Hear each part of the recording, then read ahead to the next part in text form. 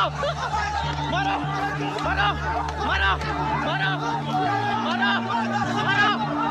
इनकी बीबियां परेशान हो जाती घर पे मिलने के लिए, हम कार चलाने वाले लोग।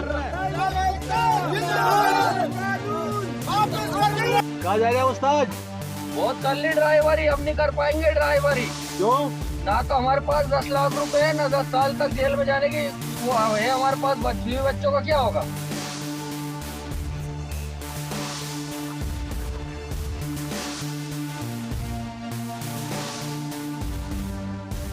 सरकार क्या सोचकर कानून लाती है, उस पर कुछ विचार विमर्श करती है कि नहीं, उसके सही और गलत पॉइंट देखती है कि नहीं, या फिर जनता को परेशान करने के लिए सरकार कानून लाती है। अरे माननीय प्रधानमंत्री जी, मोदी जी, अमित शाह, अरे ड्राइवर इस देश में 22 करोड़ ड्राइवर है। पूरा ड्राइवरों को लिए आप कह रहे हो कि 10 साल की सजा, मरते हुए छोड़ गए। सब धंधा किस्तों से गाड़ी उठा के कर रहे हैं, मुश्किल से 300-400 रुपए रोज कमाते हैं। आप कह रहे हैं कि 6-10 महीने की सजा, ये 10 साल की सजा और 50,000 जुर्माना, 5 लाख तक का जुर्माना।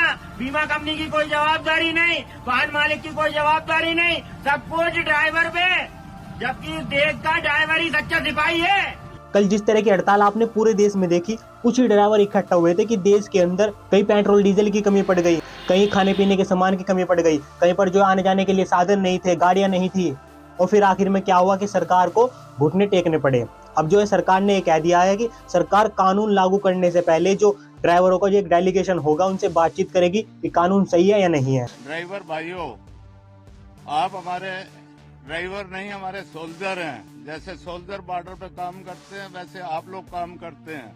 आप लोगों की चिंता आपसे ज्यादा हमको है। हम ये चाहते हैं कि आपको कोई भी तकलीफ नहीं होवे।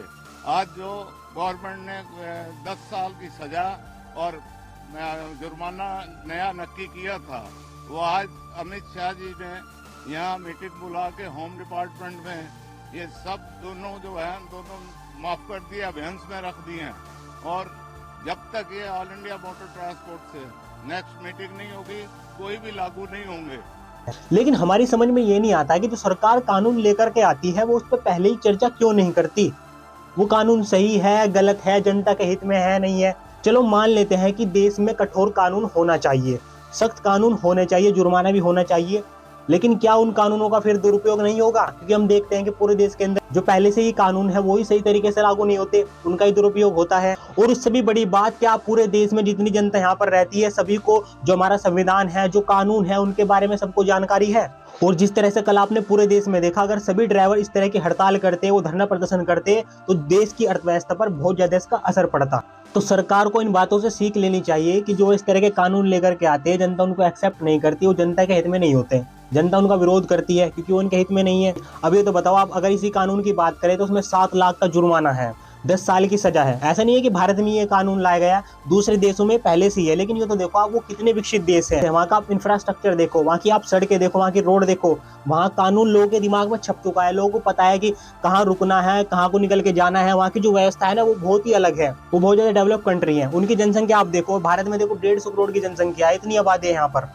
तो जो इस तरह के कानून जो सरकार लेकर के आती है, अब तो वैसे भी लोकसभा चुनाव है, चाहे जिसकी की भी सरकार बने, कुछ भी हो, जो सरकार इस तरह के नियम लेकर के आती है, पहले उस पर विचार विमर्श करना चाहिए ताकि जो आम जनता है उनको तकलीफ ना हो। क्योंकि कल हमने देखा देश में कई तरह की सेवाएं हैं वो ठप हो चुकी थी कल। बाकी जो लोग हमारी वीडियोस को देखते हैं उनका बहुत बहुत शुक्रिया। आप ऐसे ही हमारी वीडियोस को देखते रहें, वीडियो को लाइक करते रहें, शेयर करते रहें, और जिसने चैनल को सब्सक्राइब नहीं किया, चैनल को सब्सक्राइब करके घंटी का बटन दबा लें ताकि नोटिफिकेशन आपको मिलती रहे।